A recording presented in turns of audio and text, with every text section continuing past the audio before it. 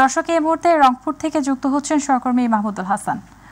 মাহমুদুল, উত্তরাঞ্চলের শিক্ষার্থীদের no work no school কর্মসূচির কি খবর আছে আপনার কাছে, জানাবেন আমাদের।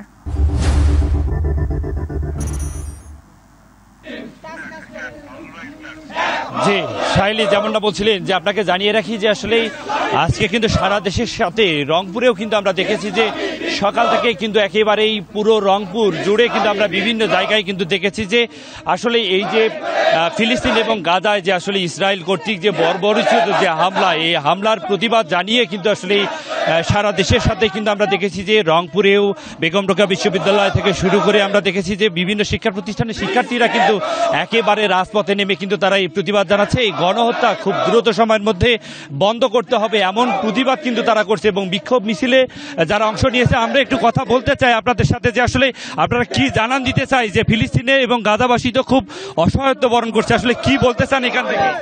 আমরা সকলেই মুসলিম হিসাবে আমাদের মুসলিম ভাই বোন গাজায় ইসরায়েলি নৃশংস হত্যার শিকার হচ্ছে, আমরা এর তীব্র নিন্দা জানাই এবং এর তীব্র প্রতিবাদ জানাই এবং বাংলাদেশ সরকারের কাছে আমাদের আবেদন, আন্তর্জাতিকভাবে আপনি ডক্টর মোহাম্মদ ইউনূস আন্তর্জাতিকভাবে নেতানিয়াহুর বিরুদ্ধে। মাহমুদুল, আপনাকে ধন্যবাদ। দর্শক, রংপুর থেকে যুক্ত ছিলেন মাহমুদুল, জানাচ্ছিলেন সেখানকার সবশেষ পরিস্থিতি।